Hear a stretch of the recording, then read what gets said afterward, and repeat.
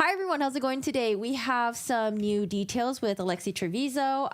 Her attorney, Gary Mitchell, did talk about some of the things that we haven't heard of yet.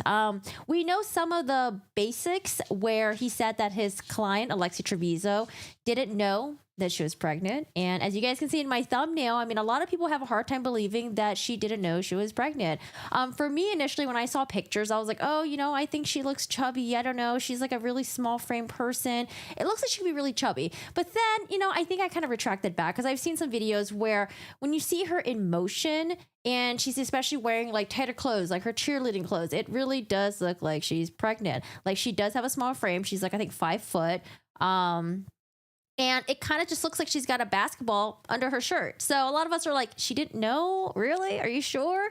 And then also, she was taking weight loss medication per one of the interviews of the hospital staff, because she asked the hospital staff, what would happen if you stopped taking birth controls and started taking weight loss pills?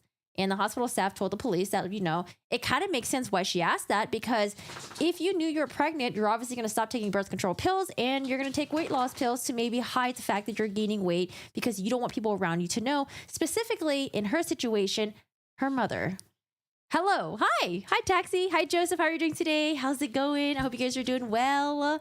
Hi, Chopper. You don't know what this case is about. You probably have heard from it from me quite a few times, maybe. But I recently did a YouTube video about it, just like a little recap, because it has been about more than a year and a half since Alexee Trevizo gave birth, and then her child was found in the hospital bathroom trash bin. And so I did a little update just to kind of like refresh our memories about some of the interviews and what the hospital staff said, and then what she said, her defense and all that stuff. So, hi, Rain. Well, you know what? We'll just pretend you're first. We'll just pretend. It's okay. We can live in fantasy land. Hi, Chopper. You should do a countdown for your live stream, because whenever they come online, you're already talking. It's okay. Yeah, I know some streamers have like the countdown thing. Sometimes when I wait a couple seconds to talk, I don't know, it depends. Because when I go back on my live stream, sometimes I'm sitting here for like 10 seconds, it looks like I'm just sitting here, so I just start talking. But you're not missing out too much anyways, okay? You're not missing out too much. Just me saying hello to you guys. Hi, Lex. How are you doing today? But thanks for letting me know, Taxi. Hi, Just Look It. Yeah, you could be second, okay? You could be second. That's fine too. And guys, for those of you guys who have the Discord notifications, I do appreciate that. Another thing that some streamers do is that they'll do a YouTube like scheduled stream. I think I tried that once, but there's something about it that was wonky, and then I'm like, oh, I don't know if I want to do that again. But maybe I'll just learn how to do that, because that could be better actually. If you guys got like maybe like a 15 minutes heads up that like, hey, I'm about to go live, and then you see the countdown thing on YouTube, I think that could be helpful. So maybe I'll try that. Maybe I'll give it a go. Hi, Dawn. How are you doing today? Oh, you're in Las Vegas. I was just in Las Vegas. Was it last week? Yeah, last week or two. And it was very, very, very, very fucking hot. It was, yeah, I don't know how you guys do it out there. It was very, very hot. It was like sizzling hot. But the good thing with Vegas is that it's not humid, it's dry air. So I will take hot and dry over hot and humid, because the humidity really sucks. Dennis actually made it a point. He was in Dallas recently, and he was like, you know what? I forgot how bad humidity sucks, because when you're in the shade and it's dry, it feels really good. But when it's humid, it's hot outside, and you're in the shade, it still feels like shit, because it's like nasty in the air and all that stuff. Oh man. Hi, Critter Critics. How are you doing today? Oh, you're in North Carolina. North Carolina. Hello, Dennis Brace. How are you doing today? My roommate just went to Vegas today. Yeah, actually, it's funny. My roommate is also in Vegas right now. They went to Vegas, and I think they're gonna come back in a couple days or something. I just don't know when he's gonna come back. I might borrow his shower so I can bathe my little corgi guy over there. Turn on the bell notification. Yeah, that too, Joseph. Thank you. Yeah. So yeah, I mean, I haven't. When's the last time I streamed? Like a week now, I think. Yeah. So I was gonna cover the ballerina murder trial, and I have been catching up with it on my own time. But I'm like, I don't know if I want to cover it. I don't know. I wanted to do, because I feel like I'm already so late now. I was gonna do it on Saturday, but Saturday we had a last minute thing that popped up. So we ended up not being streaming at my house, because, it's more easier to stream everything at my house and all that stuff. But I don't know. Maybe I'm considering the ballerina stuff. We'll see. You want to watch Sarah Boone already? I mean, we got to see a little bit of Sarah Boone in court action. there was a hearing a couple days ago, and she was there, of course, arguing with the judge. She wasn't very happy. She wanted to know why the news and the media knew about the hearing before she did, because she kind of just plopped herself into the courtroom. Hi, lady. How are you doing today? Yeah, we're doing YouTube and on Twitch today, since we're doing true crime stuff. And then when we do video games on Twitch, I don't know if I'm going to end my stream and then eat lunch and then start back up, or we'll just like go right into it. I don't know. We'll see. Depends. But I don't anticipate this live stream on YouTube to be super, super long. I just wanted to kind of just give you guys some updates about Alexee Trevizo and then what her attorney is saying. As you guys may know, in the Alexee Trevizo case, there's been some hiccups in the case because she was supposed to have her trial, I think around like next month or the month after that. Supposed to be like in the fall time or end of summer, if I remember correctly. But she's supposed to have her trial. And the reason why there are some hiccups is because the trial judge, Judge Jane Gray, I think that's her name. I think that's what I remember. Every time I look up the case, I feel like that's the name that pops up. So I think it's Judge Jane Gray. If I'm wrong, I'm sorry, Judge. But the judge has ruled that there are some evidence that the state wants in their case that's going to be excluded, and it seems to be things revolving maybe around like the body cams of the police, maybe some security footage, and then possibly a good chunk of what the hospital staff said in their police interviews. So that could be very problematic for the state when they're presenting their case. So since the trial judge made her ruling, the state has now taken it to appellate court to see if they can overturn that. So we'll see. I think it's a huge chunk of evidence that's it could really hurt the state's case. But at the same time, at the end of the day, it's like, woman gives birth in bathroom, baby found in the hospital trash bin, and the baby is deceased, and then we have to go by which autopsy report, right, that we want to go with. So of course the state has their autopsy report that says that the baby died of entrapment, and essentially when the baby was born, the state is saying that, she put the baby in the trash bin, and then because the way she wrapped the plastic bag, the baby probably didn't have enough oxygen to, sustain life and breathe. And that's how the baby died. Now, Alexee Trevizo's attorney, they're saying that like, oh no, when she gave birth, like the baby was already dead. It was a stillborn. And, Alexee must have panicked and then just put the baby in the trash. But there's a lot of stuff that I want to go over about that, because I don't know. There just seems to be a lot of holes in what he's saying that just doesn't really make sense to me. It really seems like this was a person who knew that she was probably pregnant. And that when she went to the bathroom, she had all purposes, all intentions to conceal that she was pregnant. She denied that she had sex. She denied everything to her mom. She said she wasn't pregnant and stuff like that. And when she went to the bathroom and, she for sure knew that she was pregnant, because obviously a baby came out. It seems like she stuck to her plan and did whatever it took to conceal the baby from her mom. So I don't know, lots of issues, but I want to go over what her attorney said, and I want to see what you guys think, because I was actually going to make a video about this, and I was like, nah, I want to do a live stream because I want to hang out with you guys, and then it's kind of cool to talk with you guys about all that. Will they be able to include the hospital video as evidence? So because the case is pretty much sealed, we don't really know what they're excluding. I know the state was arguing that the footage of her going to the bathroom, they said there was like a public area, public bathroom, even though it's in a hospital, but the public does have access to it. They wanted to argue to have that video included, but I think the defense was okay with that. What the defense especially didn't want to be included was everything that happened from when Alexee Trevizo arrived at the hospital, everything that she told to the hospital staff, the doctors, and then her going to the bathroom. I think he was okay with that footage. It was everything that happened afterwards as well, what she told the hospital staff, and then the police showing up with the body cam footage. He said that violates HIPAA, but then I think the argument that he was really centering on was that, hey, the moment that she got into the hospital, anything that she said to the hospital staff, that's like patient privilege. So it seems like the judge sided with that, and yeah, that could be tough on the state. You're putting me on my, oh my god, on the TV. Wait, on the TV, can you see my lip? I busted my lip, man. Oh my gosh, I was when we were traveling, I forgot to bring my Aquaphor, way to make your chapped lips nice and juicy. Not an ad, by the way. Yeah, I forgot to my Aquaphor and my lips were so butchered. I'm just a dry person. And then in the California dryness, it was even worse. Like, I don't know. I had just like a chunk of skin that just like ripped off this morning. So it was anyways, let me catch up with some of your guys' chat, and then let's cover the content. If you get a chance to watch, oh my God, Dennis Brace. If you get a chance to watch Anatomy of Fall, it's 2023 movie. It's so good. I just watched that over the weekend. It is good. I loved it. I think I may have recommended to my Discord. Did I? But yeah, it's so good. Yeah, I think I mentioned it.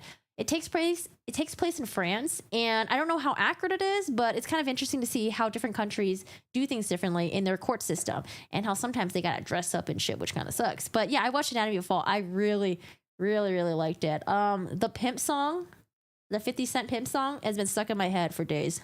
Is it going to be live streamed? I mean, so far, they have been making the Zoom calls or webinars, whatever they're called, accessible for the public to watch. So, you know, I think maybe the judge won't have any issues for Court TV or Law and Crime or whoever it is to come in and like live stream the entire trial. But you never know. You know, sometimes they might change their mind. We'll have to see. I'm going to take a pretend time out. Oh, you're going to be a safe driver? Okay, do the safe driving stuff. You can just listen. Just listen. She gets away with this. She has to deal with the good Lord when the judgment day comes. It's crazy. Her mom didn't know. I mean, I'm assuming maybe her mom just didn't attend the cheerleading practices or the basketball games. Because I don't know, man. When you see the videos of her moving around in her cheerleading outfit, it really does look like she's pregnant. I'm assuming when she's around her mom, of course, she's probably wearing super, super, super baggy clothes. Because remember, the hospital staff, there were some of them who were like, oh, when she came in, you know, we didn't really know she was pregnant because she was wearing a lot of baggy clothes, and we would try to examine her. She would kind of like maneuver in a way where like she didn't really want to be touched, and she'd be kind of evasive. So it seems like she probably just wore a lot of baggy clothes, and the mom didn't attend the cheerleading stuff. But her peers must have knew. Her peers, her cheerleading gals, like people in her like school, they must have had an inkling that she was pregnant, and they must have said something, you know, like, oh, hey, like, you know, are you good? Like, are you pregnant or something? Like, I don't know. She must have some close friends that ask. But oh, you just beat Baldur's Gate? I haven't finished Baldur's Gate yet, but I did go back to playing Elden Ring, which I forget how much I love Elden Ring. I played Elden Ring, and then it got interrupted because of Depp v. Heard trial, and then I never went back to it. And now I'm like, this game is really good. I'm glad we're finally getting into the DLC. How dare you use Aquaphor and Amica Cream household? Aquaphor, it's the best. Yeah, I love Aquaphor. Aquaphor is amazing. Although I think a jar this big is probably not very, I don't know, because sometimes you'd be like sticking your grubby hands in there. It's probably really nasty in here. Probably better to get like a little squeeze bottle. Hi, Go Lucky. How are you doing today? So let's listen to Gary Mitchell, and let's see what he tells Vinny and the people on Court TV about what happened in the bathroom. And he gives us, you know, a little bit more details. Now we're getting details about like, okay, when she went in the bathroom, what was she thinking? How was the baby delivered? The placenta and all that stuff. Because one of the hospital, I think it was the nurse. Yeah, one of the nurses said that, oh gosh, I think she said that like she thinks Alexee must have torn the placenta, and it's not really something easy to just tear. And then people online were like, oh my God, did she like use her teeth or something? Like, how did she, or so not the placenta, it was the, was it the umbilical cord? I think. Yeah, the umbilical cord. But she was describing the placenta as if it was, what was the description for that again? Like some sort of meat or something? I don't know. Oh, you read that backwards? Clever girl. I mean, Rain is smart, you know? What do you expect? Hi, Wayne. How are you doing today? How's it going? But let's listen to what Gary Mitchell has to say. And I want to know what you guys think about it. Let me make sure it's, we'll do normal speed. Attorney Gary Mitchell is with us. Also joining us, forensic psychiatrist, trial expert, witness, and columnist, Dr. Carol Lieberman. Thank you both. Gary, I'll begin with you. First, maybe just a quick update on Alexee. Where is she? What is she doing? Is she out on bond? Oh, because Alexee, she is supposed to be attending first year of, well, actually, oh man, I can't believe time goes by so fast. She was attending first year of college. I think they said she was doing it remotely. The judge allowed her to attend classes. There was a petition, though, that wanted her to get kicked out of the university. She is out on bond, and she is attended via Zoom and such. She's got 1 year of college behind her during this time that we've been. Okay, I don't know what's up with Gary Mitchell's internet. I don't know. It'd be a little bit hiccupy. Hi, Yoshi. How are you doing today? How's it going? Hello, ice oat milk latte with mint. It's very specific. Hello. Actually sounds kind of good. And hopefully she attends this fall. And okay, But she's at home. so she's at home with her family and doing school remotely. Let's talk about what happened in that. I wonder what's her relationship like with the father of the baby, because I think I heard that he also attends the same university as well. I wonder if they're like on speaking terms. Maybe they're still together.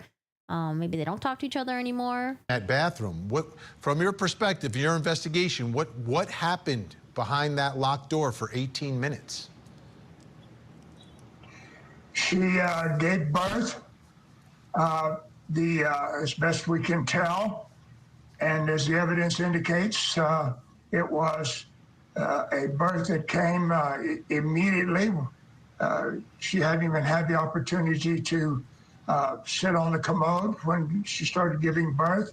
The child, the fetus, and the placenta were born almost, not simultaneously, obviously, but within short order of one another. She was in absolute shock, didn't know what was happening. The child was born into the commode. She rescued the child from the commode. Now, that's a very interesting phrase that he used there. She rescued the child from the commode. Now, if people are already in the mindset that, you know, the baby was born, it was breathing, and that the reason why the baby is no longer living is because she put the baby in the trash can, the, you know, baby wasn't able to breathe anymore. I don't know, just very interesting choice of word that he says rescue right there. Because, I mean, obviously he's her defense attorney, right? He's going to try to advocate for her in every way that she can. But I feel like he methodically used that word. She rescued the child from the commode. Placed absolute shock, didn't know what was happening. The child was born into the commode. She rescued the child from the commode, placed the child in a sink. The child never moved. The child never opened its eyes. The child never cried. And she has taken a polygraph test and passed it.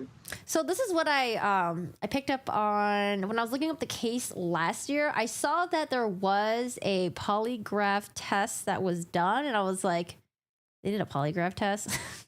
Do we really care about the polygraph test?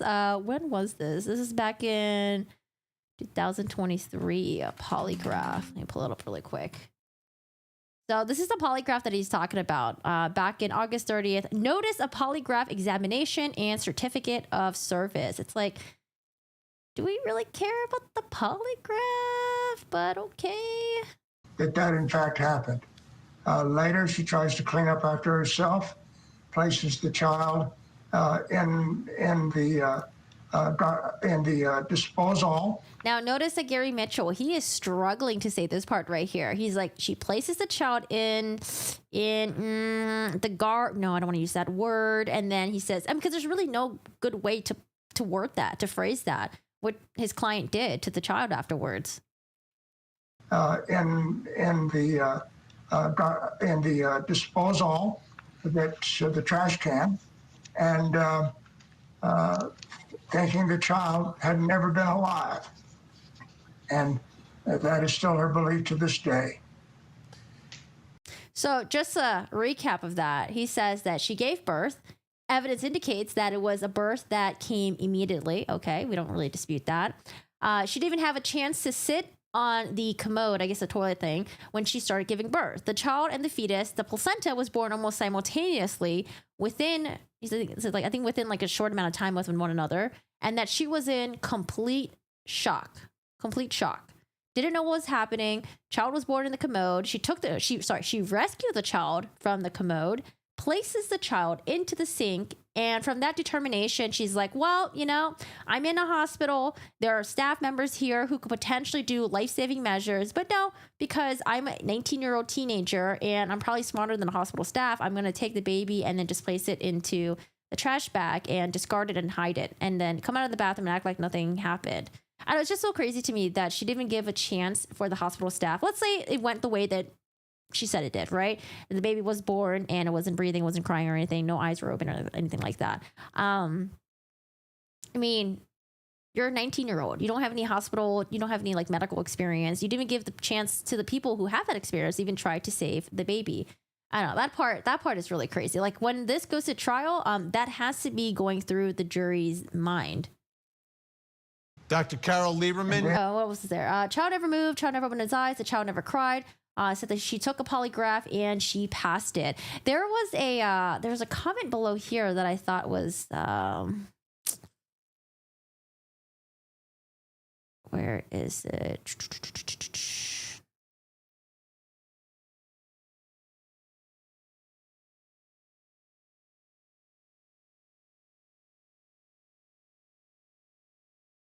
Did I miss the comment? Maybe I missed the comment. There was a comment here that I thought it was pretty. Oh, here it is. If a woman doesn't know she's pregnant and goes into labor, she's going to be freaking out, terrified, yelling for anyone to come help her. The fact that she gave birth in silence tells me she knew and had no plans to tell anyone. Consciousness of guilt. Because remember, after she gave birth, one of the hospital staff was like, oh, she came back and they confronted her with a positive pregnancy test. And even at that point, she still denied that she was pregnant. She denied having sex. She said she was a virgin. She was still lying up until that point. And by that point, she had already secretly given birth in the bathroom and was confronted with a positive pregnancy test by the hospital staff. And she was still kind of, standing her ground about that and lying to her mom and lying to everyone around her. Hi, Axia. How are you doing today? Hello. Happy Monday. Hannibal Cross. I like your name, Hannibal Crossing. Hello. How are you doing today? What a lovely name you got there. Thinking the child had never been alive. And that is still her belief to this day. Dr. Carol Lieberman. And then go ahead, Gary. You can finish. I thought you were done. And she leaves the bathroom and goes down to the room where she was at. And all of that's her going to the bathroom and leaving the bathroom are all on video. And then remember, there's a picture of the bathroom where you can see there's like a cord that you can pull that will chime or ring or whatever you want to say it. And then it will alert the hospital staff that like, oh, someone's in the bathroom and they need assistance. They need help. There's a cord right there that she could have pulled. But let's say she didn't see the cord. Let's say she didn't, see the cord that was next to her right by the bathroom that she could have pulled. That's probably like, I don't know. Is it like a bright red string or something like that? Let's say that she didn't see it, right? I mean, the fact that she didn't yell, shout, say anything. We have a footage of one of the nurses right here. At some point, even though she was left, I think like for about like 10 minutes, she was like kind of like left alone. At some point he did come over here and he was kind of like waiting over here. He waited across here, went back and forth. They were like knocking on the door, checking up on her to make sure everything was okay. And she never said anything to any one of them. And I think what strikes us as really eerie is that when she gets out of the bathroom, I mean, you could say she's in shock, but it's like as if nothing happened. She just casually walks out of the bathroom. She finishes wiping her hands with a towel, tosses it away, and then just continues walking. That to me is really fucking eerie. All on video. We're watching it right now. Dr. Carol Lieberman, put us into the mind of a teenage girl. Because that's what, like when we see that, it's like, she must have had all intentions to wanting to conceal the baby no matter what and hide it from her mom. It's just so crazy. I don't know if I'm going to listen to her segment. Let me see what my notes are. I think she goes off a little bit, but then Vinny pulls her back in. I will go to some portion. I think she said that like, all the friends and stuff knew that she was pregnant. People on Facebook knew, people were gossiping, and then her attorney responds to that. I'm going to go to the attorney's response. Because you made that point at the beginning. And she could have she told her friends she went to as a cheerleader with her big belly. I mean, clearly that she was lying to everybody. Well, I mean, except the people she told, but she was lying to everybody else. And she had a boyfriend. I don't know whether she told him or not, but she was. Wait, why the pretzel factory? Oh, because you twist. Got it. Hey, Doreen, how are you doing today? I know defense attorneys are very interesting to me because of like the different ways they approach things and like the different theories they provide for their clients. I mean, it's their job, right? But I always find them very, very fascinating and sometimes really silly. Because sometimes, you know, when they throw out a theory out there, you're just like, what the fuck did they just say? Did they just really say that? Did they really just try to trick the jury into believing that? Like, I don't know. It's very interesting. Was going out with him still up until this time and after this time. So this is not how it had to be. I mean, I think she's definitely responsible. Gary, wanted to give you a moment if you wanted to respond to anything. Go on, Gary. Well, sure. I don't know where information because it hasn't been disclosed by the state. It certainly hasn't come up in our investigation. And in fact, we've interviewed all of the. Oh my God, Gary's got the worst internet connection over there. Gary, stop stealing Starbucks internet. Stop stealing their Wi-Fi. So what will be interesting to see in the trial is if the state gets a hold of any of her friends, text messages, Instagram, Facebook, whatever it is, any messages that shows that she may have told someone that like, hey, I think I'm pregnant. Hey, you know, I'm pregnant. What should I do? Oh, I'm scared. Or like communication between her and her boyfriend. They'll have to get other people to come and testify and be like, oh yeah, Alexee told me that she was pregnant. Or maybe, you know, maybe no one really didn't know. Maybe no one maybe what am I trying to say? Maybe there wasn't anyone that did know that she was pregnant. Although I'm sure, you know, if you're looking at the videos that we've seen before, they had to be like, something's up with Alexee Trevizo. That I mean, like teenagers are teenagers, but they're not dumb. she did not know. And I don't know whether this is coming through the internet or some kind of gossip or Facebook or something, but that is not any of the evidence the state has produced or that I produced in this case. I forgot she kept flushing over and over. Yeah, so I think people were saying that like, oh, was she flushing like the placenta down the toilet? Or it's possible that she was wiping up all the, you know, the blood and maybe flushing that down as well. There's no such witnesses. Right. That was a crazy one to me, too. The male nurse that testified, I think the triage nurse, he was the one that said that, you know, I asked her, what, you know, he went to the bathroom and he was like, he asked her what happened. And she's like, nothing, I'm on my period. And it was like, oh, okay. Yeah, that's crazy. Gossip or Facebook or something, but that is not any of the evidence the state has produced or that I produced in this case. There's no such witnesses that she knew. And in fact, Wagyu Yeti. Hello. How are you doing today? Thank you so much for the out of nowhere Prime. Thank you. Thanks for the subscription. I really appreciate your support and enjoy your emails and enjoy your badge on Twitch. Thank you. Thank you. Your name sounds delicious. My mouth was watering a little bit for a second there. and that she did not know.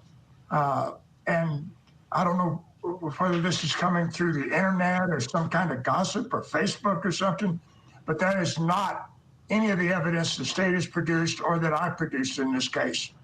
There's no such witnesses that she knew.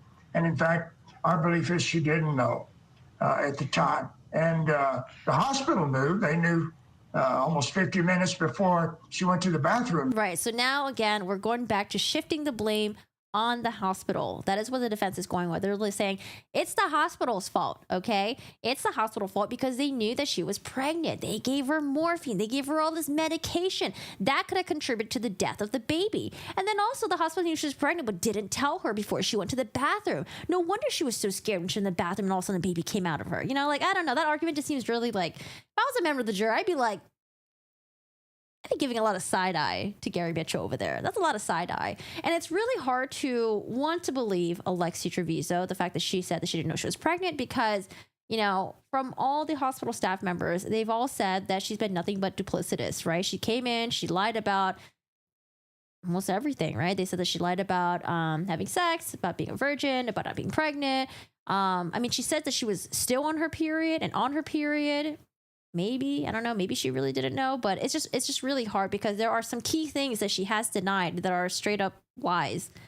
Even when confronted with a positive pregnancy test, because I think they gave her a positive pregnancy. I think her urine came back positive, and then they did a blood test which showed that, like, oh, okay, like you're pregnant, ma'am, and she was like, no, I'm not pregnant at all. She's probably like, I don't know what you guys are talking about. I don't know. Is there something wrong with the test? I don't know. But yeah, now we're shifting the blame to the hospital. The hospital knew. They knew almost 50 minutes before she went to the bathroom that she was pregnant, but they didn't tell her.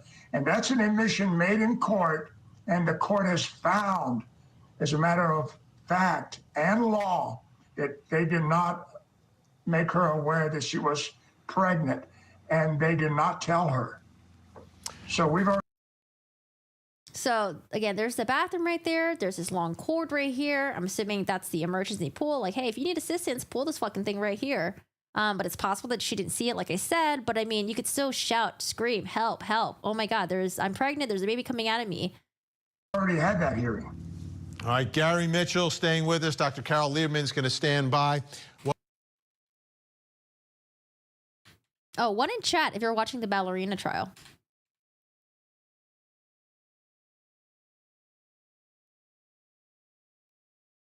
Hospital and how this could happen in a hospital. And did they follow proper protocol? I want to walk through a timeline of what happened so you have a better idea of what's happening at what time and in what order.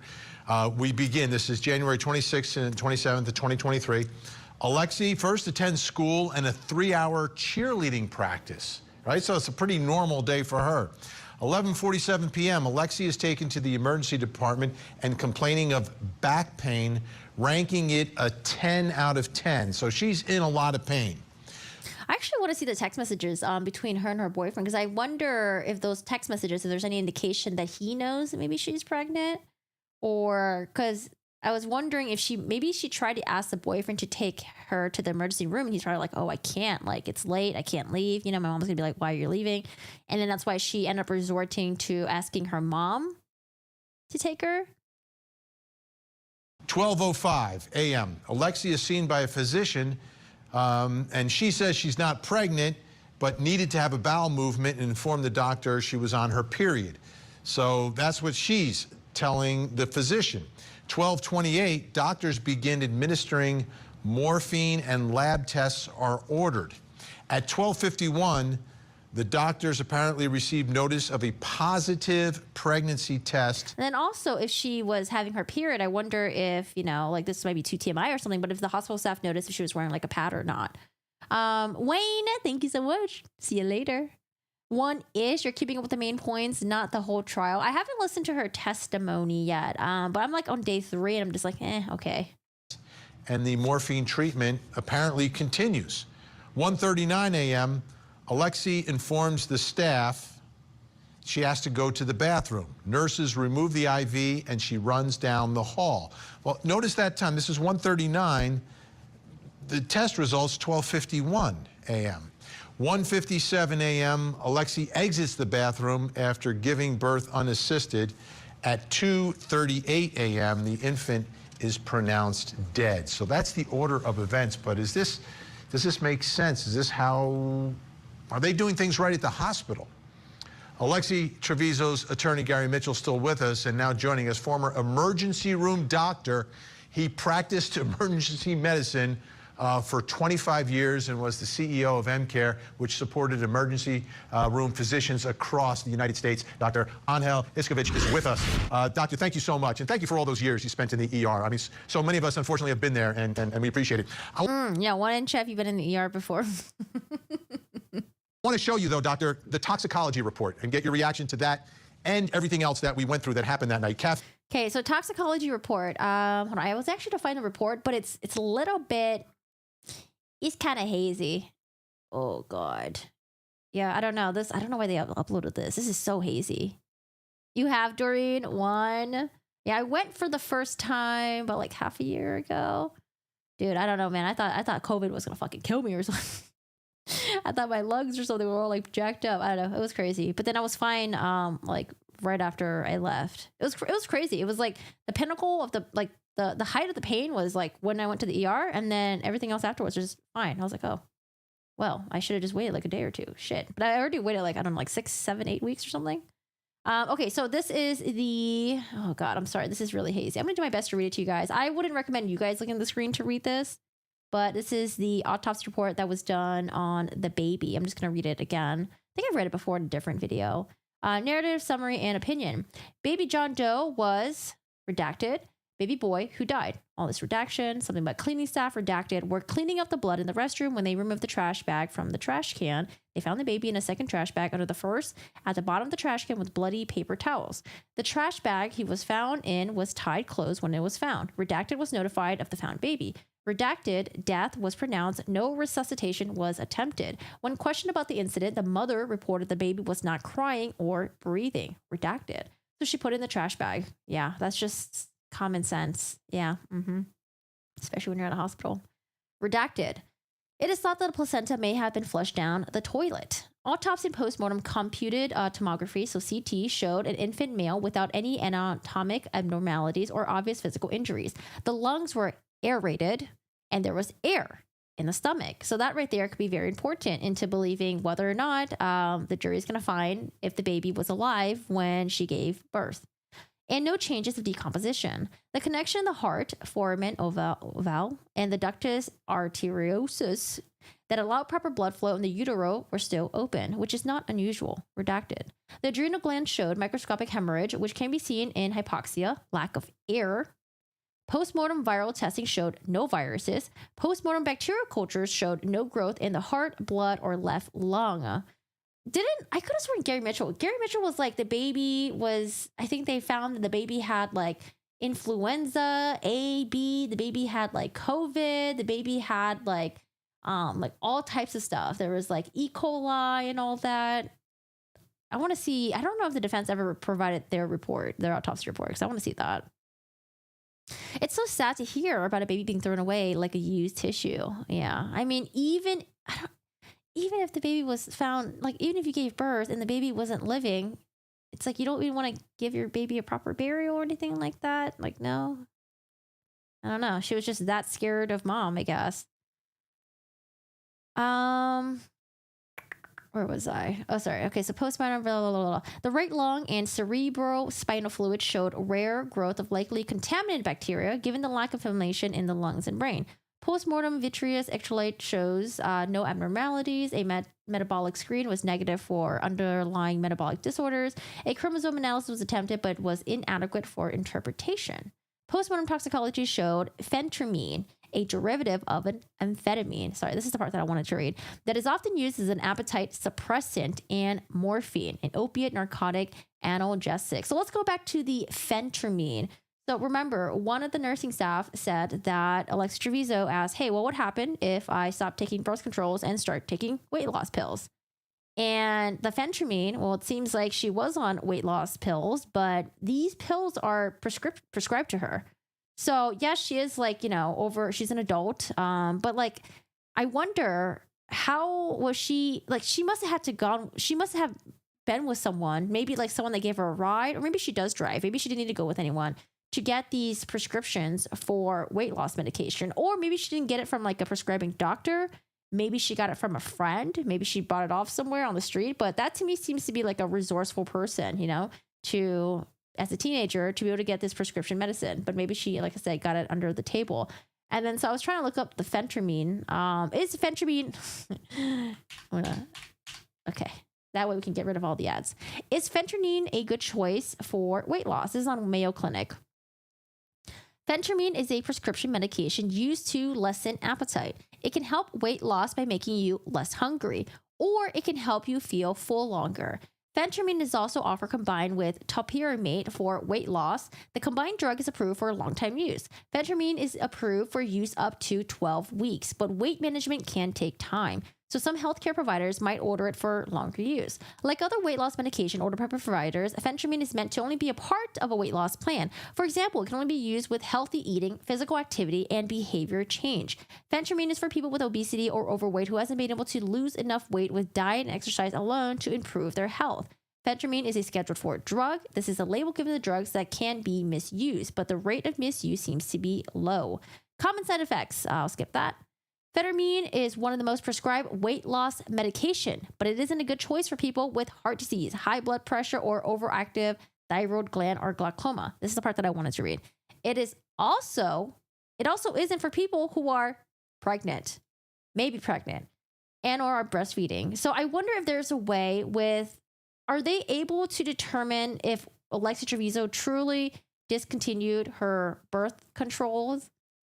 Because I'm assuming she was taking birth control pills, right? So is there a way for them to determine, okay, like, let's say, we have the toxicology of the baby. Would it be able to show whether or not birth controls would have been in there if they did like another toxicology report? I don't know. I have no idea. Because it could mean a lot that if she was taking birth controls and she stopped taking it and she started taking weight loss, then that would kind of like give us a sense of what was in her mind, right? Which is, oh, fuck, I'm pregnant. Well, I don't need to take birth controls anymore. Now I'm going to take weight loss to hopefully lose weight. But the weight loss medication could also go into her argument saying like, oh, I just gained a lot of weight. I didn't know what was happening and I just wanted to lose weight. I don't know. Right. But for us, if the state can figure out a way to show whether or not she was taking birth controls and then stop taking it and then start taking the weight loss medication, I think that could really help us get into her mind during this time, during the 9 months that she was pregnant. Not to mention illegal authority of a person born alive or not. Hi, need some Z's. How are you doing today? How's it going? I have 100% watertight alibi. Also, I will hire the sweet Camille Vasquez to represent me in court. She should also be charged with taking these meds while pregnant. How will the case change if they can prove she didn't know she was pregnant? I don't know. I mean, honestly, if she didn't know that she was pregnant, to me, I feel like it doesn't matter because at the end of the day, the baby still came out of you. I think what's really going to come down to is whether or not the baby was born alive when she gave birth. I think it's going to really come down to that. And of course, that's going to be, the battle of the experts, right? The state's going to say they're like, oh, the baby was born and the lungs were aerated. The stomach was aerated. The baby was born alive. And it seems like the baby wasn't able to get any air. The defense, they're going to argue, they're like, oh no, the baby was actually born a stillborn. So that's going to be like, I think like the most important part. But I mean, it would help to know whether or not she knew she was pregnant or not. But I mean, I think the fact that like the baby was found in the trash bin, I mean, that already speaks volumes, right? Like that's already crazy. She said to the doctor at the hospital, is it okay to stop taking birth controls and take diet pills? Yeah, for the autopsy, the baby was alive. Yeah, the state did the autopsy and they said the baby was alive. Now, of course, the defense, they're going to hire their own expert and they're going to try to rebut that. COVID be like, you thought we were good? That was actually the first time that I had COVID. Yeah, that sucked. I think the baby being placed in the trash can underneath the liner. Tells us a lot. And the fact that she tried to clean it up, the fact that she still denied being pregnant after, the pregnancy test was presented to her. And yeah, all of that. It just really shows that, when she went into that bathroom, the intention was to hide the baby no matter what. And it's just really sad that someone who's 19 years old would have that sort of like silly, childish mindset. Like if Alexee Trevizo was, I don't know, like young, like super, super young, like 7, I don't know, like 12 or something like that. And they were super scared. They didn't know what they were doing, but she was like 19 years old. Okay. She was 19 years old. So crazy. Isn't that why Richardson girl got off? Is because they couldn't prove the baby was alive. I think initially they thought the baby was alive. Oh God, I had to dig my brain about that. But yeah, I think the jury believe the defense's expert when they said the baby was not alive. I'm trying to think because there's something about the state thought the baby was alive because there was smoke in the lungs, right? But I think the smoke in the lungs ended up being because Richardson tried to burn her baby. I don't know if I remember that correctly, but I feel like that might have been something like that. But if anyone knows the case way better, I just forgot the details. But yeah, Richardson did end up getting off because they believed that when she did give birth, the baby was not alive. But anyways, yeah, so, maybe, I know the defense is saying they're like, oh, you shouldn't be giving a morphine to a pregnant woman. Well, this pregnant person, she was giving herself this weight loss medication that's not meant for people who are pregnant. But again, that goes back to his defense. He's going to say that like, oh, well, she didn't know she was pregnant, so that's why she was taking it. So, oh, yeah. Okay, sorry. Let's go back to this. So again, they found caffeine, morphine, and phentermine. Caffeine, presumed positive. Do we know if the DNA has been? Yeah, see, that's what I was interested in too, because I was like, okay, like I could only imagine this irrational fear of her mom finding out that she's pregnant if she was impregnated by someone that wasn't her boyfriend. Like let's say it was like if it was a result of like incest or something like that, or if it was like some sort of like abuse happening, and she didn't want her mom to know, or she was too scared to say anything because she didn't want to, she didn't want to have like maybe like the perpetrator go after her. Like that's what I was thinking. Like, okay, like I could only imagine this really happening if she was like really scared of, maybe she was like, maybe the pregnancy was something that she didn't want to happen. Maybe she didn't want the sex to happen or something like that. But I don't know. That was me just being, because there's been nothing that points to that. Her defense attorney hasn't mentioned that. So that was something I entertained in the back of my head. But I mean, it's not something that I'm going to speak out loud about anymore because, her defense attorney is there to defend her. But initially when I heard about this, I was thinking like, oh, maybe there's some like really weird fucky shit happening in the background where she's like a victim of something else. And she was just really scared of having her mom find out. Or she was scared of, like them coming after her or something like that. So yeah, I don't know. But her defense attorney didn't say that. So I think it's like similar to like the Karen Reed trial where I was trying so hard to get what the state was trying to show, and I felt like I was doing like jumping jacks and like fucking gymnastics just to get their theory to like fit in a way that we can understand it. And I was like, fuck this, I'm not gonna do that anymore. It's the state's job to explain it to us, okay? We don't need to be doing all this shit in our minds. Hi Rachel, how are you doing today? Oh, you're not too far behind. Thanks Rachel, I appreciate you popping in. Her mom is paying for the attorney. I think he's a public defender. So I'm sure she's paying for like some court fees and all that stuff. But I mean, I think he's a free public defender. I think if it says on her case as well. Let's see. Like, I think he was just like assigned to her. Could have sworn I saw that somewhere. That he was a public defender. Am I wrong? I thought he was a public defender. Wait, is he not? Am I getting confused with a different case?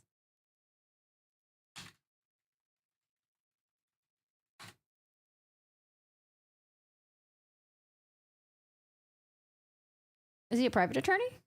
What? Wait, sorry, New Mexico. There's so many Gary Mitchells out there. New Mexico. I thought there was a... I could have sworn I found a doc that was, that had him labeled as a public defender. Am I wrong? Maybe I'm wrong. Okay, I might be wrong. I could be wrong. I don't know why I thought it was a public defender. Oh, Gary Mitchell Law. He's got a website. Gary Mitchell Law. Come see us for your best defense. Oh, wait, is this his website? Oh, is this him? Take a look at his website. I don't know if that looked like him. That doesn't look like him. I don't know if that looks like him. Gary, is that you? I can't tell actually. I cannot tell. Okay, I don't know. Maybe he's not a public defender. Sorry, maybe I'm wrong. Gary C. Mitchell, I think that is his name. Right? Okay, well, I could be completely wrong. Morphine free, 19 nanograms per milliliter. Phentermine, 420 nanograms per milliliter. What are your thoughts about the toxicology? And what are your thoughts about the way this patient was handled and treated that night into the early morning hours? Well, it's very interesting and obviously fairly complex case. And obviously I don't have the ability to look at the charts and all aspects of how care was done. But first of all, in regard to the toxicology, I think that the treatment at times of patients with back pain, even patients that are pregnant and we know are pregnant, giving small amounts of morphine, well controlled in the sort when you're pregnant, even in pregnancy, and in delivery is often done. Obviously, there's epidural blocks and spinal blocks, and even nitrous is used often to relieve pain during birth. So it's not unusual to give small amounts, to give controlled amounts. I can't speak specifically to that toxicology review, but obviously there's a drug there also that's an amphetamine type drug that's for weight loss, which is kind of interesting depending how long that was taken. That can have effects on neonates and their development and the sort, depending on the timing of that. And also, of course, morphine, if given over a long period of time, can be cause a neonatal abstinence syndrome where you could have to have withdrawal and the sort. If you've been given morphine, you see patients that are addicted. He made the website in pain. The website is charming, but I prefer the website of what was his name again? One of Karen's Reed attorney has like a really good website where he'll show you all the cases he's worked on and whether or not he won and stuff. I really like that. That deliver with that type of situation at times. A few other kind of interesting things, just in regard to the protocol as I understood it. It's when someone comes in with back pain who is of a woman of childbearing age, Hi, Dominique. Good morning. How are you doing today? They didn't really address that in this video. He will talk about how the hospital dropped the ball and stuff like that, but they don't really talk about the recent, or I don't know when the judge made that ruling about, the evidence that she's not going to allow in for the trial. By protocol, get a pregnancy test. That's a normal case, and that's usually done that if you're trying to examine, for example, the back, assuming that you've been told that one is not pregnant and you don't see signs necessarily of pregnancy that are obvious. You've examined the back. You do this really because you are trying to first assure before you do any radiographic imaging, for example, CTs or the back and the sort, that isn't in fact the case. So let me ask you this, doctor. Let me ask you this, doctor. If there's notice of a positive pregnancy test by 12:51 a.m. that's showing up somewhere, and at 1:39 a.m., this teenager gets up, is let out of a room, and goes down to the bathroom by herself. Is that sort of an unusual lapse of time between that information and allowing the patient to go down to the bathroom? Because I suspect the people who let her down there didn't know that she was pregnant, or maybe they did. Well, that's the issue. So, the laboratory testing, if in certain emergency departments you have really quick point of service testing, you can get that test very quickly. If it's done through the regular laboratory, it wouldn't be unusual for that to come back with any other labs over a period, let's say as long as a half hour. So the delay in getting that, it would not be unusual to have that delay. It would not be unusual if someone was in terrible pain to give even small amounts of morphine just to try to make for some relief. That wouldn't be out of the ordinary in that regard. There's certain. I mean, it's possible that she could be one of the, small stats of like people where morphine did fuck up her pregnancy and it resulted in that. But I mean, it would be hard for the jury to overcome infant found in plastic bag that was twisted and tucked underneath. The issue of how she's on morphine and unaccompanied goes to the bathroom, for example, after being given certain amounts of depressive drugs, that's something that might be of interest to be looked at in that regard. Gary Mitchell, from your perspective, where do you think the hospital dropped the ball here? Well, they dropped the ball from the moment she walked in, because it indicates such. And I'm not just a lawyer. I happen to be a chairman of a hospital and have been in that Wait, he's a chairman of a hospital? world for 40 years. You assume that if you have a woman of childbearing age in the hospital and she's complaining of low back pain, you make certain she's not pregnant. I mean, it's a simple test. It came back quickly. It came back on the computers. Every nurse that was taking care of her and the doctor all knew at 12:51 that she was pregnant. They did not tell her. And then at 1:39. See, that's a really hard thing to convince the jury. So let's say we even agree with what Gary Mitchell says, that his client believed that she wasn't pregnant, that she didn't know that she was pregnant. Absolutely didn't know she was pregnant, and then found out the moment she went to the bathroom and the baby came out of her. At that point, she knew she was pregnant, right? It would be really hard to overcome the fact that, so like aside from the trash bin thing, the fact that she came out of the toilet, act like nothing happened, it's really hard to overcome if she really told the hospital staff after giving birth, after the delivery and everything, when confronted, they're like, hey, your blood test shows that you're pregnant. And she's like, no, I'm not pregnant. What are you talking about? I'm not pregnant. I've never had sex before. I'm still a virgin. I'm on my period. What are you talking about? Like that's really hard to overcome for a jury. And I feel like for a jury to believe that, like, I don't know. If I was on the jury, I would feel like, oh, you're like trying to insult our intelligence. Like at this point, you're just making us like waste our time thinking about this. Like, I don't know, man. That's a lot of stuff you have to overcome. They unhook her from the IVs and allow her to go not to a bathroom in her room. They didn't have them in her room. Down the hallway. They had her go down the hallway to a public bathroom in the emergency. Was there a bathroom in her room? I mean, honestly, maybe she didn't want to go to the bathroom in her room because her mom was right there. Maybe she wanted to go to the one in the hallways. I don't know. I don't know if there's a bathroom in the room or not. I don't think so. I don't know if there's a bathroom in her room, but I don't know if there was a closer bathroom. Maybe she didn't even know there's a closer bathroom.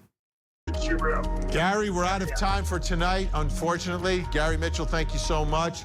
Dr. Angel Iskovich, we appreciate your expertise. We'll be back. Be smart later.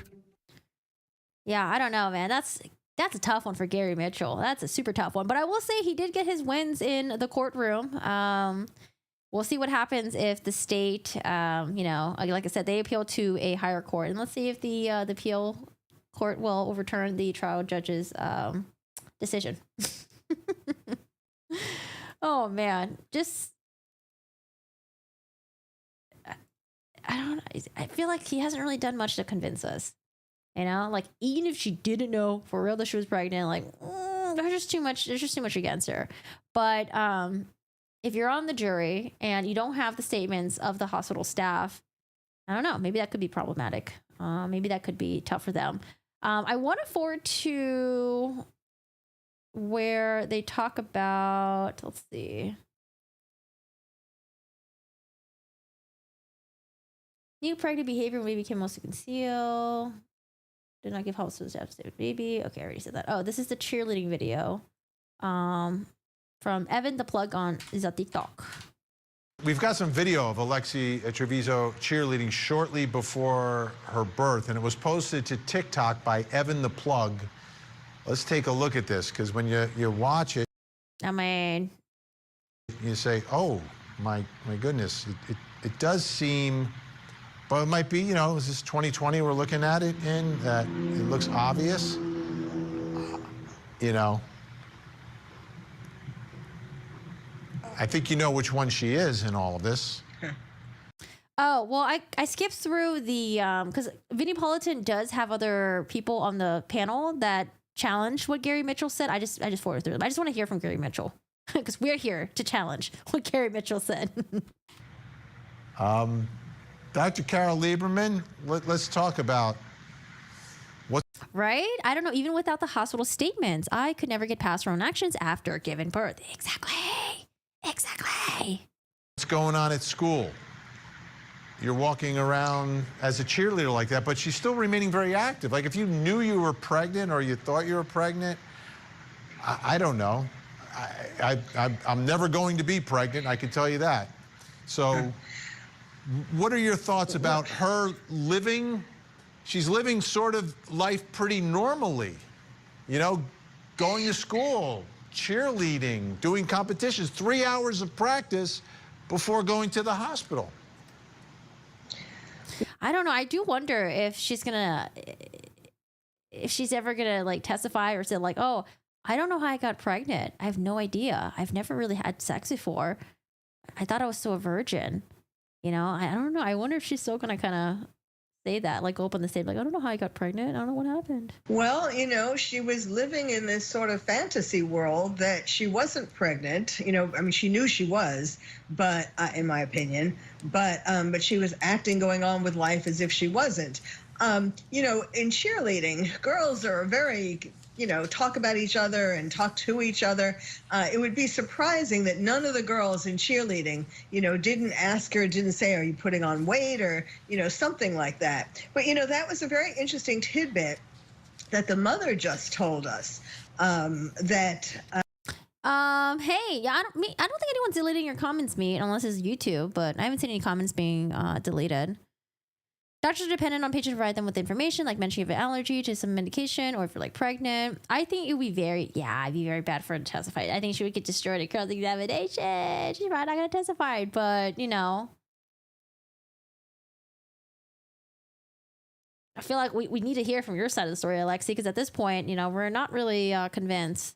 Maybe she can go up there and testify and then really convince us that she didn't know she was pregnant and she panicked and she was in shock and she's just a teenager who didn't know what she was doing and super scared of mom. Place the blame on mom, maybe. Yeah, I don't know. Oh, hello, Christine. How are you doing today? How's it going? What are your thoughts on the defendant testifying in the ballerina trial? That when she was pregnant with Alexee, that her husband, or Alexee's father, presumably, beat her. So that could presumably, if Alexee knew that story, which she... I'd be very interested to hear what her classmates say. I'm sure they've been interviewed by police by now. Probably, you know, had to, because the mother was connecting it to her spine problems and all that.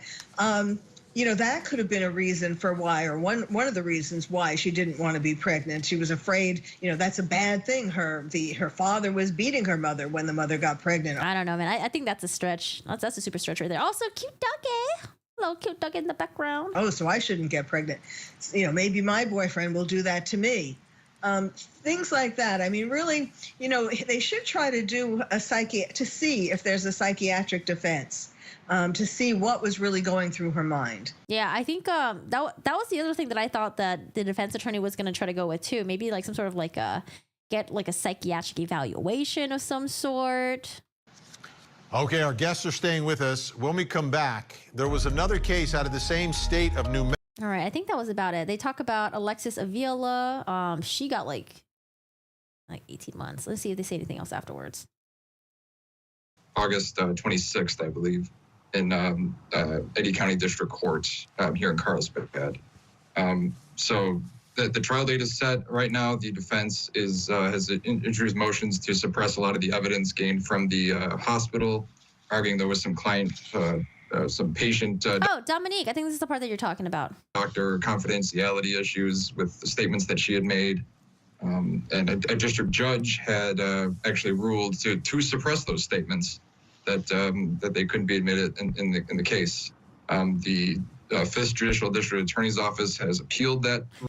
Man, it's just crazy to me that so much blame is placed on. Oh, sorry, do you guys not see that? My bad. So much blame is placed on the hospital staff, law enforcement. But if it wasn't for the hospital staff and law enforcement as well, I mean, the mom kept trying to go after the daughter and get more information out of her. But the ER doc was like, no, stop. We're not going to do that. I mean, because we could have got way more information from the interaction between the mom and Alexee Trevizo, right? And then again, when the mom tried to get more information out of Alexee Trevizo, the police officer who was standing right there, he's like, oh, no, don't do that. No. The detective will talk to her. No. Basically stopping them from talking. Because again, we could have got more information out of that. Ruling to this New Mexico Supreme Court. We are waiting to hear what the ruling will be. But I mean, it's good that they did that because obviously the ER doc wants to step in because she just wants to prioritize the care of Alexee Trevizo. And then for police law enforcement, they just want to make sure Alexee Trevizo's not saying anything that she's not supposed to without being Mirandized and all that stuff, I guess. There, if that evidence will be brought back into the case before it goes to trial next month. And that's the evidence we're looking at right now. I don't think it's going to trial next month. They have a hearing coming up. I think it was a hearing August 22nd, motion hearing. But when was the trial scheduled? Was it September maybe? Yeah, I don't think that's going to happen. Dr. Carol Lieberman, comparing these two cases and these two young women. There's no privilege since she made those statements with the third party present. I think the judge disagreed with that though. I think the judge disagreed with that, but we don't know the exact details of it. That's exactly what the state argued. State said that her mom was there. So there's no privilege there. She was saying the statements and the mom was right there. But it seems like, from the judge's ruling, it seems like it was very damaging to the state's case. So, like I said, the whole thing has been pretty much sealed. I wish we could read the motions and all that stuff, but it's mostly sealed. We don't really have access to that except for what we hear from, defense attorney or the state. But yeah, that was the argument that the state did make about a year ago. The poor cleaning lady. Yeah, she was very traumatized about that. It seems the issues may be similar, right? You're young, you don't know what to do, but it continues to happen over and over again. Why is that? And in this day and age, there's a lot of information out there, and there are laws that are set up where children can be dropped safely in places, yes. and there's no penalty for it. Yes, including in New Mexico, apparently. And her mother saying, I told you about this. I mean, you have to wonder if she even knew about this other case. My kids, how can we expect doctors to magically diagnose things when patients purposely lie and knowingly lie to them? It's hard enough to make all the diagnoses when you have all the information and the facts. So there are a lot of similarities in the sense that the Alexee, I don't want to... Well, we know about her openly telling her school friends that she was excited to have a baby and even had a name picked out. I heard about that, but I don't know if those are true or not. I did hear about that because one of the guests earlier Actually, she's the one who's speaking right now. Yeah, she said that like, oh, Alexee Trevizo was excited. She was talking about, naming the baby Alex, blah, blah, blah. I don't know if it's true or not, though. But I did hear about that in the grapevine. Miss Alexis, the one that you were just talking about, she, she brought her Crazy how their names are so close to each other. Coinkadink. her baby to the dumpster, and that baby would have died. The judge said, but for the grace of God and luck, this would be a murder case. So now we have Alexee Trevizo, and she could have, her baby. The prosecutors have shown through presumably autopsy and pathologists and so on. Oh, that's not her. In the second photo, that's Alexa Avila. Same thing. Teenager gives birth and then tosses baby in the trash can. However, in her case, her baby lived, but I think she still got 18 years. On that the baby. But this is also in New Mexico. So remember when her mom was freaking out? Sorry, remember when Alexee Trevizo's mom? God, their names are so like similar to each other. So there's Alexee Trevizo. That's who we're covering. The 19-year-old hospital trash bin. This is Alexis Avila. Gave birth, don't know where, I don't remember where she gave birth. And then there was a footage of her discarding her baby in the trash can, and then people found it and rescued the baby. Baby did breathe. It was alive when it was born. And, perhaps if she would have run out of the bathroom and said, please help, perhaps they could have, before she did whatever she did to it, perhaps they could have saved the baby. So, this. Yeah, it's just crazy to me how Alexee Trevizo has no hospital, no medical background, anything like that. And she determined, the baby can't live, and I guess no one can save the baby, so I'll just trash it. I don't know. It's so weird. I'd like to point out that the memorial of the house has the name Alex on it, so the baby was named Alex. Yes, I did see that. I just don't know if Alexee Trevizo had already chosen that name prior to giving birth and then told friends about that. Hopefully, this is going to be influencing a lot of people, a lot of teenagers who find themselves in the same situation, which is why it's important that, I may have sounded heartless, but it's important that people get punished for doing the wrong thing, because this is going to, it'll make other teen girls think, oh, well, if I get pregnant and it's not good, it's not convenient, or my mommy will get angry at me, I'll just, strangle it, or I'll just do something to make it go away. And I don't know. I guess it's also just crazy to me too. It's like, okay, so she was able to get prescription pills, but I'm assuming maybe prescription pills, the weight loss pills, maybe it was already circulating within her cheerleading group. I don't know, I'm making a lot of assumptions here, or like within her friend group or something like that.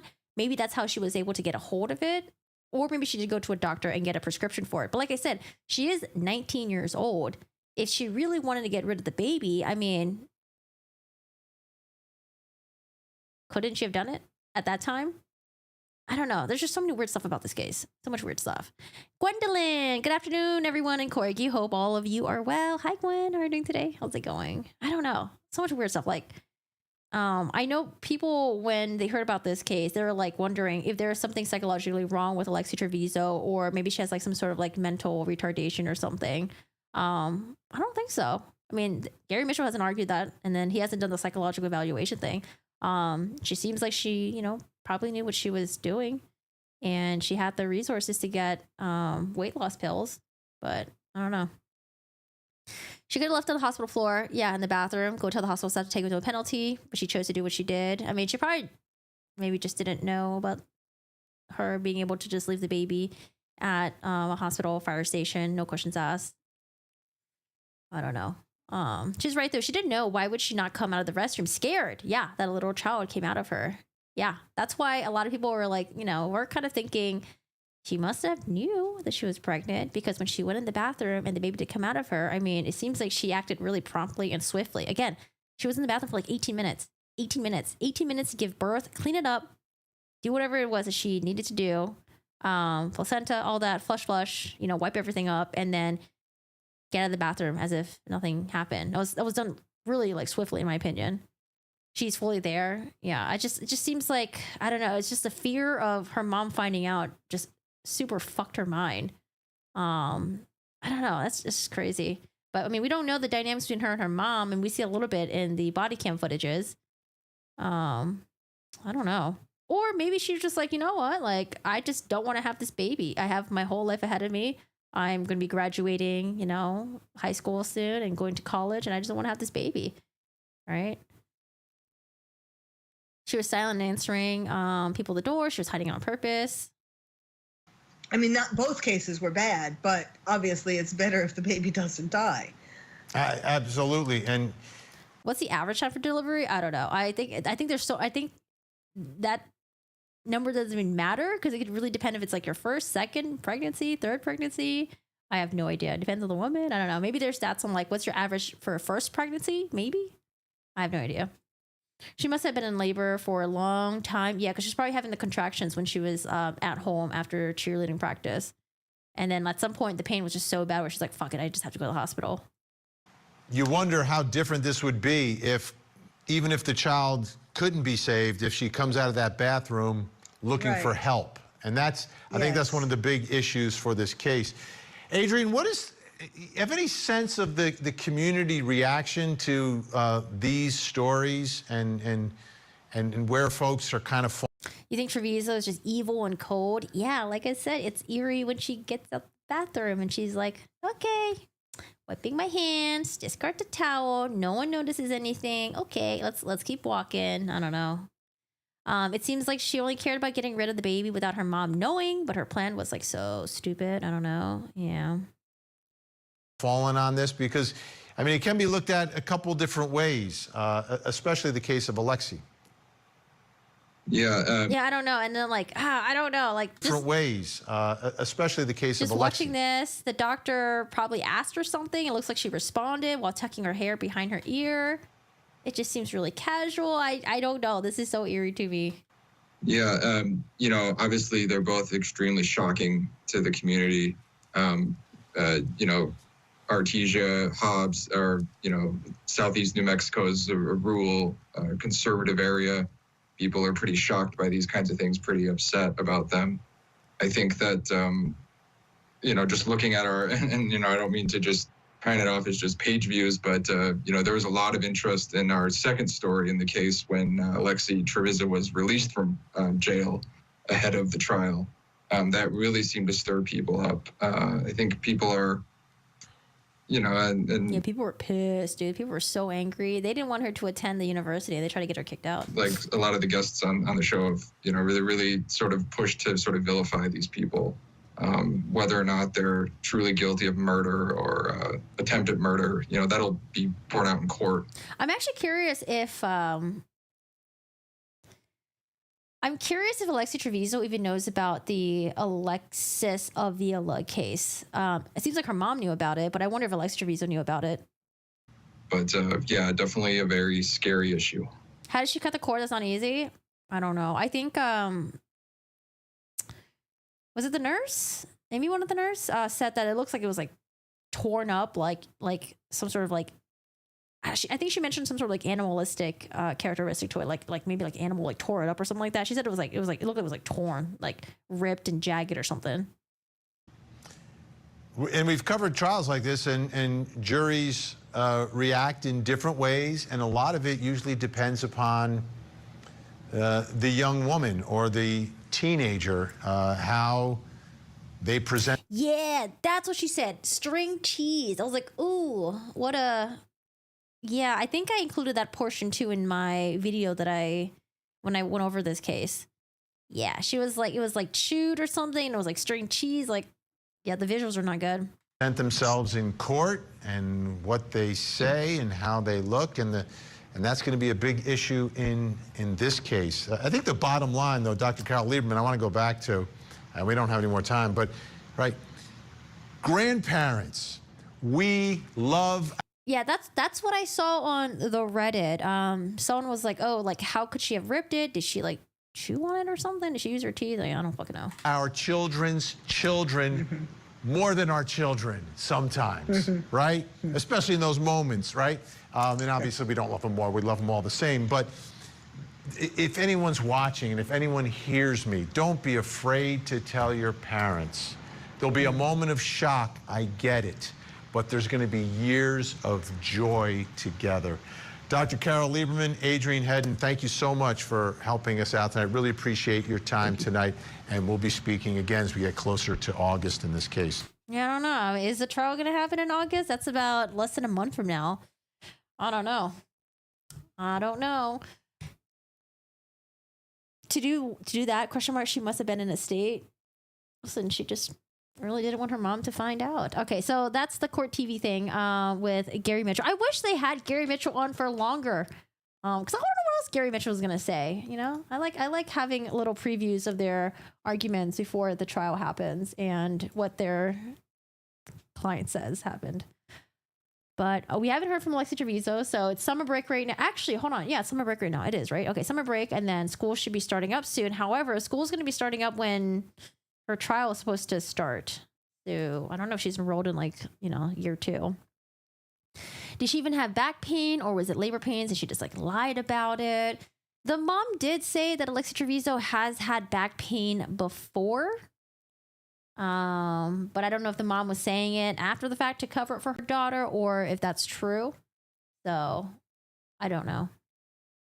I am not too sure. But that's Alexee Trevizo, y'all. Just a little update with Gary Mitchell, her defense attorney, updating us on what he said happened inside the bathroom. Like I said, Gary Mitchell has a lot to overcome in order to convince us that Alexee Trevizo is not guilty of what she's been accused of. Because it's hard. It's hard. Like, even when we try to take the angle of okay, she didn't know that she was pregnant, but blah, blah, blah, blah, blah, blah, and then we go into a rabbit hole of all the things that she did after the child was born, and a lot of it just doesn't make sense. And even before the child was born, right? What she was telling the hospital staff, the jury would have to believe that, okay, let's say the injuries of the hospital staff comes in, they would have to believe that, okay, well, maybe all the hospital staff people, maybe they're all lying. Maybe they're all liars. And Alexee Trevizo is the only one that's telling the truth here. I mean, it's not just one hospital staff. It's there's an ER doc, there's a triage nurse, there's another nurse, there's the one that did the ultrasound. And then, then there's people who actually saw the child in the trash can, which is the housekeeper and everyone else. So that's a lot of people that you're accusing of lying and not doing their jobs correctly and pointing your fingers at law enforcement. I don't know. That's a lot of finger pointing. Is the officer Shiro working hardly or hardly working today? He's actually right here. He's right next to me. He's sleeping right now. He's just having a good old day, just sleeping here. The whole thing's a joke. Might as well just double down. I mean, that's what they're doing, But I don't know. It's gonna be hard to convince the jury, but we'll see. We never know what's gonna happen. I'll try to update you guys as I if I find out more about this case. But I mean, they said the trial's gonna happen next month. I don't think it's gonna happen next month. I don't think so. But if it does, I mean, great. Let's watch the trial. They could bring in a bunch of her ex-cheer friends. Yeah, that's why I'm okay, so I wonder if they try to get some of her friends or people in her peer to talk about this. Maybe they have some text messages or some social media posts or something like that. There has to be something, right? There's got to be something. But it's also possible that maybe, they're busy with, moving on with their lives and, being in college and all this stuff, and they don't want to be involved in this. So we don't know. But yeah, lots of issues with Alexee Trevizo. You'll be here if it starts next month? Yeah, I will definitely be here as well. All right. I mean, how are you guys doing today? How's it going? I hope you guys had a good weekend. Oh, Snapchat. Yeah, they can subpoena her records. Text messages, right? Social media stuff, or Facebook messages, Instagram messages, Snapchat. I don't know, do people even still use Snapchat though? Snapchat maybe? I feel like Snapchat, my friends that use Snapchats are the ones that are older. None of my young friends use Snapchat. I'm back. You had to run to the store. Welcome back. What'd you grab from the store, lady? What'd you get from the store? Oh man. Okay, so yeah, I don't know. I don't know if I want to. I don't know. I'm still watching the ballerina trial, but I'm do I want to make a video about it? I don't know. We'll see. Maybe. And I'm also being a little bit lazy as well. It's coming back for the sneaky links. I wonder if she'll testify. I highly doubt it, though. I mean, I love it when the defendant goes up there and testify. I love it. I love when they testify. We had a 3-day class reunion this weekend. A 3 If I had to spend 3 days with the people in high school, oh my God. That sounds fun for you. What you guys do for 3 days? Oh yeah, this trial, Sarah Boone, you'll be glued to. I mean, Sarah Boone, I think I looked up Sarah Boone. I don't think there's any new updates right now, but I mean, I'm assuming that one of the motions that she gave to the judge, there's 5 motions that was sent to the judge. We're waiting for the judge to receive it. I don't know if he received it yet, but it hasn't been documented on their case website. But I'm assuming it's going to be a motion for a continuance or something, you know? And I'm sure she'll put in a request for a bond. Because remember, she was telling the judge, like, oh, Patricia Cashman's a liar. She lied to me, you know? Trying to be out on bond, but then she tried to lie to my brother about blah, blah, blah, blah, blah, blah. So, I don't know. She should never be allowed to have kids again. They arrested today, I think, 3 days. Yeah, that seems a really long time. Oh, Corey Richards. Yes, Corey Richards. Hold on, let me look at my... Yes, Corey Richards. She's going to have her preliminary hearing. It got pushed back. Dude, she lost her attorney, Sky Richardson. Sky Richardson, man, one of her biggest advocates, okay? I don't know who her attorney is now, but Sky is no longer representing her. Let's see. We did Donna Adelson. We did this. Oh, wait. Isn't there supposed to be a Karen Reed thing? Hold on. Fuck. I forgot about the Karen Reed thing. What happened to the Karen Reed thing? Isn't there supposed to be a July? Oh, no. Sorry. That's August. Just kidding. No Karen Reed. Okay. So, Nick. Oh my God. It's already been like 2-3 months. Nicolay Mew. So the Apple River stabbing. The sentencing is going to be on July 31st. So I got to figure out what time that is. So I'll see you guys again on Wednesday, July 31st for the sentencing of Nicolay Mew. And then Sarah Boone will have her hearing next Monday. So we'll be here for that. Request for better food. My high school had a 700+ class. Oh, not everyone goes to each activity. Jeez. Well, that's cool. I hope you had fun. A request for her own room. Oh, better food. You just want Sarah Boone. Do you guys remember Letitia? God. Letitia Stout. The whole drama with the food and the constipation thing. Hi, Palermo. How are you doing today? I summoned you a couple days ago. It didn't work, though.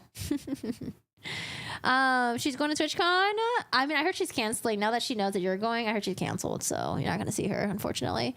Hello, call me Boo. Just came from YouTube. But thanks for coming over from the Twitch. Yeah, we're dual streaming on Twitch and on the YouTube. Sweet and sour chicken for dinner. I'm going to try the Factor meals. My friend has a code. So I'm going to try doing the Factor meals for a little bit. But then in addition to like cooking and all that stuff.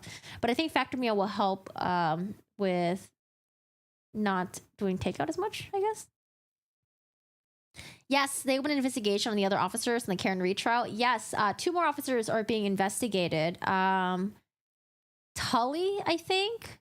Tully and... who's the other one? Buchanan, maybe? But yeah, I saw that. Why did Corey lose her attorney? Hold on, I knew the answer to this. I think irreconcilable differences was one of them that was listed. Maybe she couldn't afford Sky Lazaro anymore, but I think it could have been irreconcilable differences, I think, but not, hold on. Corey Richards, Sky Lazaro. Okay, she filed a request to withdraw. Oh, she might not have cited a reason, right? Oh, sorry, she did. 3 days ago, Sky Lazaro, the attorneys at Ray, Quinney, and Nebecker filed a request to withdraw from Richard's defense, claiming there was irreconcilable differences and a non-waivable situation. Yeah, I mean, Corey Richards, that's a whole nother crazy that you got to deal with, man. How we forget Letitia? Yeah. I wonder how she's doing now. Friday was a riverboat, a bar greeted me. What? It sounds so fun. Saturday, dinner and dance, and then Sunday, coffee and donuts. Oh, that sounds so fun. Wow, 3-day reunion. I've never heard of that before. I know my high school had a reunion, but I don't know what the hell they did. I was not involved in any of that. Her mom said that she had told her about what happened to women that do that. Wait, Corey Richards' mom? What happens to women that do that? Was she trying to threaten Sky Lazaro or something? Corey Richards and her mom seemed a little bit extra crazy. Okay, me saying a little bit, that's being very generous. Gwen, thanks for having a good day, and thanks for hanging out with us, and have a good day. That's what I meant to say. The Frisky Princess. Oh, no. I clicked the thumbs up. Oh, thank you. Yeah, guys, if you guys haven't already, feel free to click the thumbs up and all that good stuff. Thank you. How could she afford Sky when the money is dried up? I think Sky Lazaro is, she's on to better things. Okay, she's on to better things. Alexis Moms is probably like the sex ed teacher from Mean Girls. Don't have sex because you will get pregnant and die. Wait, what? I don't remember that scene for Mean Girls. I would play it on YouTube, but YouTube doesn't like it when I replay portions of a movie. I never went to any of my reunions. My classmates sucked anyways. I mean, like, yeah, I don't know. I wouldn't go to any of the reunions. No, I think I'm good. I'm okay. Because a lot of the reunion stuff, from what I've seen, was just, I felt like it was just, what's the word I'm looking for? Not prepared, organized. It was organized by the people who are like already like super popular people. And then they already had like their like in group, And so, because I remember I was looking at the high school reunion, it was like all like the popular people that were like going and all that stuff. And I'm just like, I'm okay. I'm good. I'm all good. I'm all right.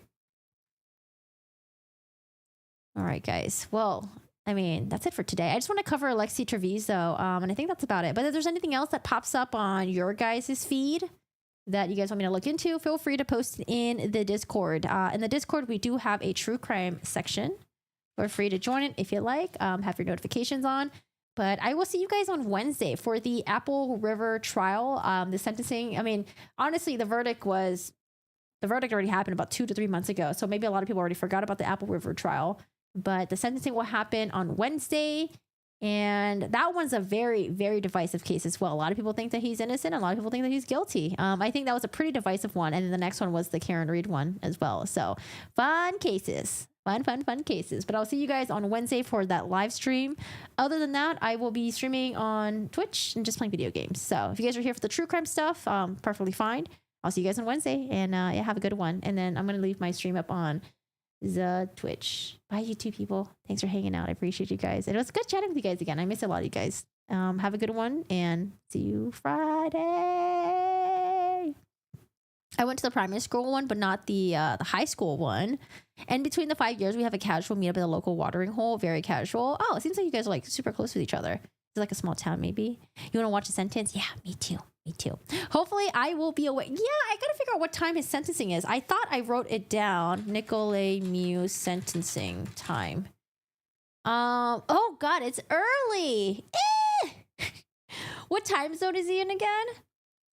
8:30 a.m. Jesus, 8:30 a.m. That is early. You know what? We'll be here up and early. Yeah, we'll be here early. 8:30 a.m. This is April. Wait, he was convicted in April? Oh my God, so much time has passed. What? Dang. Well, they said 8:30, so okay, 8:30 it is. All right, bye everyone, or bye YouTube people. Graduating class was over 700. I don't even know how many people were. Sorry, I meant like small town. But I don't even know how many people was even in our graduating class. Not 700? No, 700 seems like a lot, right?